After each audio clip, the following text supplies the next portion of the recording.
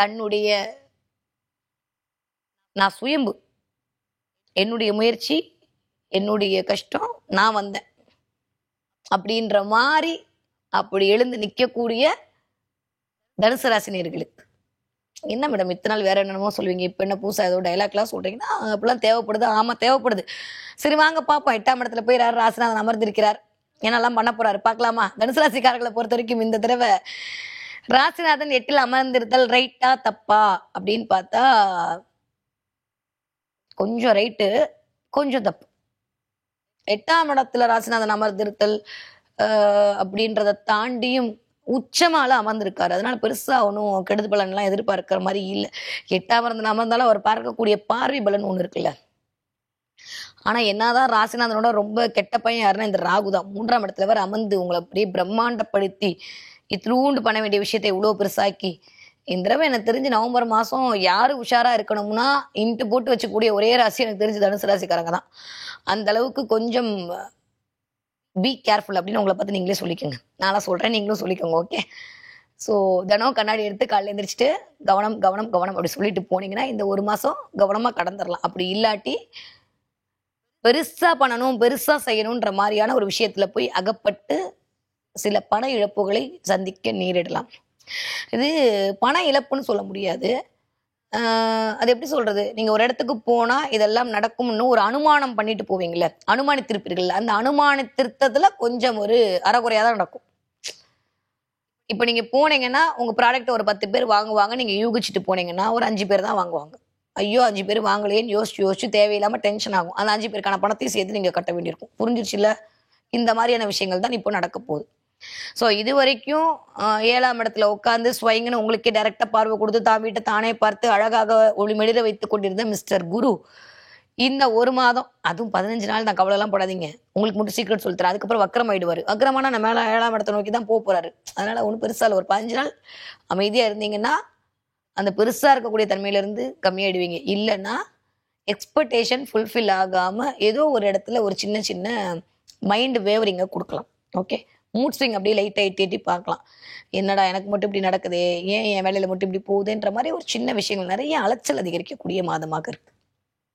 நான் இது வரைக்கும் குருவோட பார்வையில இருக்கும்போது தேவைப்படுறதுக்கு இல்லை தேவைப்படுற ஃப்ரெண்ட்ஸ் கிடைச்சாங்க, தேவைப்படுற இடத்துல போய் தங்கணும், இதெல்லாம் நடந்திருக்கும். நட்பு வட்டத்தின் மூலமாக சில நன்மைகள் நடந்திருக்கும். குருவுமே 8ல் வந்து உட்காந்துருக்கும் போது தனித்த ராகு நிறைய டிராவல் பண்ண வைப்பார். பட் என்னன்னா நிறைய என்ன சொல்றது, தொலை தொடர்புகள் கம்யூனிகேஷன் ஸ்கில் இன்க்ரீஸ் ஆகும். நிறைய வந்து உட்காத இடத்துல சம்பாதிக்கலாமான்ற மாதிரியான மூளை அப்படியே வேலை செய்யும். உழைச்சாதான் சம்பாதிக்கணும்னு தனுசு ராசிக்காரர்களுக்கு நான் சொன்னேன். நான் சுயம்பு அப்படின்னு சொல்றதுல உங்களுக்கு அவ்வளவு சந்தோஷம். கஷ்டப்பட்டு உழைக்கக்கூடிய ஆட்கள் தனுசு ராசிக்காரர்கள். ஆனா மிஸ்டர் ராக் அப்படி விட மாட்டார்ல. அப்புறம் அவரோட வேல்யூ என்னத்துக்காருது? அதனால மண்டக்குள்ள புகுந்து உழைக்காமே எப்படி சம்பாதிப்பது, எப்படி ஒரு நாளில் கோடீஸ்வரன் ஆகுது எப்படின்ற மாதிரி வடிவேல் மாதிரி மாலையை போட்டு அப்புறம் அடி வாங்க வைப்பாரு. அதனால கவனமா இருந்துக்காங்க. சரியா? ரொம்ப ரொம்ப இம்பார்ட்டன்ட் இந்த தடவை நோ இன்வெஸ்ட்மெண்ட். பெருசா இன்வெஸ்ட்மெண்ட் வரும்னு நினைச்சு ஒரு விஷயத்துல போய் இறங்காதீங்க. மக்களை தயவு செஞ்சு வராது. 8ஆம் இடத்துல வேற போய் அஷ்டமத்துல ராசிநாதன் உட்கார்ந்து இருக்கிறார். சும்மா உட்காந்துதான் பரவாயில்ல, உச்சமா இவரை உட்கார்ந்து இருக்காரு. பார்வை பலன் என்னதான் நல்லாவே இருந்தாலுமே 8ஆம் இடத்துல உட்கார்ந்து இருக்கிறான்ற போது கொஞ்சம் கவனமா இருக்கணும். 4ஆம் இடம் என்று சொல்லக்கூடிய சுகஸ்தானத்துல ராசிநாதனுடைய பார்வை படுறதுனால இது வரைக்கும் இருந்த ஆரோக்கிய குறைபாடெல்லாம் சரியா போயிடும். உங்களுக்கு அம்மாவுக்கு ஒரு மாதிரி டிஷ்ஷுமா ஓடிச்சுன்னா அதுவும் சரியா போயிடும். ஸோ உங்களுக்கான இடம் வாங்குறதல், மனை வாங்குதல், சொத்து வாங்குதல், சேர்க்கை இதெல்லாம் நடக்கும். ஆனா அதை தாண்டியும் 8ஆம் இடம் அப்படின்றது சில சில விபத்தை கொடுக்கக்கூடிய இடம், சில சில கண்டங்களை ஆரோக்கிய குறைபாடை கொடுக்கக்கூடிய இடம், கழிவு பிரச்சனையை கொடுக்கக்கூடிய இடம், சுகர் பிபியை இண்டிகேட் பண்ணக்கூடிய இடம் நிறைய இருக்கு. இந்த 8ஆம் இடம் ஆரோக்கியம், ஆயுள் ஸ்தானம். இந்த ஆயுள் ஸ்தானத்துல போய் ராசிநாதன் கொஞ்சம் மறைஞ்சு உட்காரும் போது கொஞ்சம் ஆயுளுக்கு பிரச்சனை வருமானம் வராது, அந்த மாதிரியான சில விஷயங்களை வந்து எட்டி பார்க்க வைக்கும். அதனால கொஞ்சம் கவனமா இருக்க வேண்டிய காலகட்டம். எத்தனை நாளைக்கு? 15 நாளைக்கு தான். 15 நாளைக்கு அப்புறம் அவர் வக்ரம் ஆயிடும் போது பெருசா ஒன்றும் நெகட்டிவா கொடுக்க மாட்டார். ஆனா உங்க நேரம் யாருக்காவது குரு வக்ரம்னு போட்டு இருந்துச்சுன்னு வச்சுக்கோங்களேன், இன்னொரு 15 நாளைக்கு அது எக்ஸ்ட்ரா நீடிக்கும். அவ்வளவுதான். அதனால அதை மட்டும் கொஞ்சம் கவனமா பார்த்துக்கோங்க. ஓகே. அப்புறம் ஜனவரி மாசம் பிறக்கும்போது ஜாலியா இருக்க போது, அப்புறம் திரும்ப மே மாசம் ஜூன் மாசம் வரும்போது நம்ம அப்ப ராசி பலன் பார்த்துக்கலாம். அப்ப நம்மளுக்கு கைவசம் நிறைய கோயில்கள்லாம் இருக்கு, நம்ம போய்க்கலாம். போயிட்டு சாமிகிட்ட ரெக்கமெண்டேஷன்லாம் போயிட்டு இருந்தோம்னா சரி பண்ணிடுவாரு. ஒன்றும் கவலைலாம் பட வேணாம். ஓகே. இப்போதைக்கு இந்த மாசத்துக்கு என்ன பண்ணலாம் அப்படின்னா, அகலக்கால் வைக்க வேண்டாம்.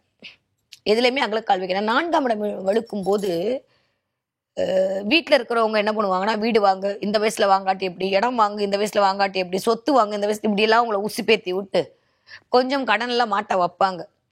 உங்ககிட்ட பணம் இருக்குன்னா தயவு செஞ்சு வாங்கிக்கோங்க, இல்லையா கொஞ்சம் வெயிட் பண்ணுங்க, ஜூன் மாசம் வரட்டும். இப்போதைக்கு அதை அப்படியே நம்ம ஹோல்ட் பண்ணி வைக்கிறது எனக்கு தெரிஞ்சு பெட்டர். ஓகே. ஏன்னா 12ஆம் வீட்டு அதிபதி ஸ்ட்ராங்கா இருக்காருன்ற போது, அதுவும் செவ்வாயா இருக்காருன்ற போது கண்டிப்பா செவ்வாய் எல்லாம் யாரு, பூமிக்காரகன் இல்லையா? பூமி சம்மந்தப்பட்டு சில விரயங்கள் ஆகிதான் தீரணும். ஒன்னா வீடு சம்மந்தப்பட்டு ஏதாவது பட்டை டிண்டரிங் ஒர்க்லாம் பண்ணணும் தனுசு ராசிக்காரங்க. இல்ல அம்மா சம்மந்தப்பட்டு ஏதாவது ஒரு விஷயம் பண்ணணும், இல்ல பூமி இடம் வண்டி வாகனம் வாங்கணும், இல்ல பெருசா ஒரு கடனை வாங்கி, செவ்வாய் எல்லாம் கடன் குணரோக சத்ரு தான் அவன். செவ்வாய் வந்து கடனை வாங்க வைப்பான். கடனை வாங்கி ஒரு விஷயத்த முடிச்சு பேரு மரியாதைக்காண்டி வெளில வரணுமேன்ற மாதிரியான விஷயங்களை செய்ய வைப்பார். இதெல்லாம் முதல் 15 நாளைக்கு. அடுத்த 15 நாளைக்கு பிரச்சனை இல்லை. அப்ப எப்பயுமே முதல் 15 நாட்களுக்கு இந்த 1ஆம் தேதியிலிருந்து 15ஆம் தேதி வரைக்கும் யார் என்ன சொன்னாலும் பாக்குறேன்ட்டு இருந்தீங்கன்னா ஓகே. எப்பயுமே நீங்க அப்படிதான் பண்ணுவீங்க. ரொம்ப அலசி ஆலோசிச்சு தான் ஒரு விஷயத்த முடிவு பண்ணுவீங்க. இந்த தடவையும் அதே மாதிரி அமைப்புக்குள் போய்விட்டால் பரவாயில்லை. 8ஆம் இடத்துல ராசிநாதன் இருக்கிறது அப்படின்றது கொஞ்சம் ஒரு 25% பாசிட்டிவா இல்லதான். அதனால கவனமா இருந்துக்காங்க. போயிட்டு வர இடத்துல ரொம்ப கவனமா இருக்கணும். இறையருள் மட்டுமே துணை செய்யக்கூடிய காலகட்டமாகத்தான் இருக்கு. உங்களோட குழந்தைகளுடைய உடல்நிலையில் கவனமா இருந்துக்கோங்க. 8ஆம் இடம் என்ன பண்ணும், குழந்தைகளோட உடல்நலத்தை கொஞ்சம் கவனம் கை வைக்கும். அதே மாதிரி மாமனார் மாமியாரோட தேவையில்லாத ஒரு சின்ன கிளாஷை உண்டாக்கும். அது எப்பயுமே இருக்குன்னா ஓகே. இல்ல மாமனார் மாமியார் இல்லாட்டா கொடுத்து வைத்த ஆத்மாக்கள் ஒன்றும் பிரச்சனை இல்லை. ஆனா அதுக்கு நம்மளுக்கு மாமன் மச்சான்கள்லாம் வருவாங்க. அதனால கொஞ்சம் மாமனார் வீடு மாமியார் வீடோடு கொஞ்சம் இணக்கங்கள் வெள்ளை கொடி காட்ட வேண்டும். பொண்டாட்டி காட்டுறீங்களோ இல்லையா அந்த பக்கம் காட்டணும். அதனால அதை ஞாபகம் வச்சுக்கோங்க. அதுவே போதுமானதாக இருக்க போகிறது. ஓகே. படிக்கிற குழந்தைங்க எப்படி இருப்பீங்க? சூப்பரா படிக்க போறீங்க. படிப்புல எல்லாம் எந்த பிரச்சனையும் இல்லை. பெருசா ஒன்றும் கவலைப்பட புதன் ஒன்றும் நம்மளுக்கு ஒன்றும் பாசிட்டிவான ஆள்லாம் இல்லை. அதனால அவர் வக்ரமான ஒன்றும் பிரச்சனைலாம் இல்லை. அதனால அதை பத்தி நம்ம கவலையப்பட வேணாம். நல்லா படிக்க போறீங்க. ஏன்னா 2ஆம் இடத்துக்கு குரு பார்வை இருக்குன்ற போது படிக்கிற பிள்ளைங்களுக்கு வேற என்ன வேலை, படிக்கிறது தானே வேலை. அப்ப கண்டிப்பா படிக்கிறதுக்கான வாய்ப்புகள் 100 விழுக்காடு இருக்கு. சூப்பரா படிப்பாங்க. அதை பத்தி கவலையே பட வேணாம். நீங்க 20 வயதுலேருந்து 40 வயதுக்கு இருக்கக்கூடிய ஆட்களாக இருந்தாலும் ரொம்ப நல்லா இருக்கு. 2ஆம் இடத்திற்கு குரு பார்வை வருகிறது அப்படின்ற போது மகர வீடு, அது காலபுருஷனோட 10ஆம் வீடுன்ற போது தொழில முன்னேற்றம், தொழில மாற்றம், புதுசா ஒரு கம்பெனிக்கு போறது அப்படின்ற மாதிரி இந்த வயது ஒத்தவர்களுக்கு சூப்பரான டைம் பீரியட். Don't worry. யாரு கொஞ்சம் கவனமா இருக்கணும், 40 வயதிலிருந்து 60 வயது இருக்கக்கூடிய தனுசு ராசிக்காரர்கள் தான் கொஞ்சம் கவனமாக இருக்க வேண்டும். இவர்கள் மட்டும் கவனமாக இருந்து கொண்டால் போதுமானது. நம்ம சொன்ன அத்தனை விஷயம் 1க்கு 2 தடவை ரீவைண்ட் பண்ணி பொறுமையா பாத்தீங்கன்னா எதுல கவனமா இருக்கணும்ன்றதை இருந்துக்கோங்க. 60 வயது தாண்டிய தனுசு ராசிக்காரங்க கண்டிப்பாக உங்களுடைய உடல்நலத்தில் ஆரோக்கியத்தில் கவனம் தேவை. உச்சில இருந்து உள்ளங்கால் வரைக்கும் ஒரு செக்கப் எடுத்துருங்க, மாஸ்டர் செக்கப். சில பேருக்கு ரத்தம் பார்க்காம செவ்வாய் விடமாட்டான்ற மாதிரி 12ஆம் இடத்துல இருக்கும்போது சும்மா இந்த காய் கட் பண்ணும்போது கை கட் பண்றது, இந்த ஆணி குத்துறது, ஏதோ ஒண்ணு சின்ன சின்ன ரத்த காவு வரதுக்கான வாய்ப்பு இருக்கு. கவனமா இருந்துக்கோங்க. அதனால பழசு துரு பிடிச்சது துரு பிடிக்காது பட்டன் வச்சது வைக்காதெல்லாம் பார்த்து தூக்கி போட்டுருங்க. இல்லாட்டி அதுவே ஒரு சில பேர்களுக்கு தனுசு ராசிக்காரர்களுக்கு சில விஷயங்களை உண்டாக்கி கொடுக்கலாம். ஆனா தொழில் ஸ்தானம் வலுக்கிறதுன்ற போது பெருசா கவலை இல்லை. யாரெல்லாம் வந்து எனக்கு தெரிஞ்சு ரிட்டையர்ட் ஆன டீச்சர்ஸா இருக்கீங்க, ரிட்டையர்ட் ஆன வக்கீலா இருக்கீங்க, ஏதோ ஒண்ணு வாயால் பிழைக்கக்கூடிய தொழில் செய்து ஓய்ந்தவர்களாக ஓய்வு பெற்றவர்களாக இருக்கிறீர்கள், இல்ல வாயால் பிழைக்கக்கூடிய தொழில் செய்து கொண்டு இருக்கக்கூடிய ஆட்களாக இருக்கீங்க, உங்களுக்குலாம் மிகச்சரியான யோகமான காலகட்டம். ஒன்றும் பெருசா கவலைப்பட வேண்டாம். ஓகே. ஆரோக்கியத்தில் கவனம் தேவை. சுகர் பிபில கண்டிப்பான கவனம் தேவை. கால் வலி கண்டிப்பா இருக்கும். கால் சம்பந்தப்பட்ட இடத்துல ஒரு சின்ன வழுக்கல் இல்ல போயிட்டு வர இடத்துல பார்த்து போகணும். கேதுவோட பொசிஷனுமே அவ்வளவு நல்லா இல்லை, பார்த்து நடந்துக்கோங்க. அதுவே மோர் தென் எனஃப். இந்த தடவை கொஞ்சம் ஆரோக்கியத்தில் கவனம் தேவை தேவை தேவை. நைட்டு வேலை டிராவலை தவிர்த்துருங்க. ஓகே.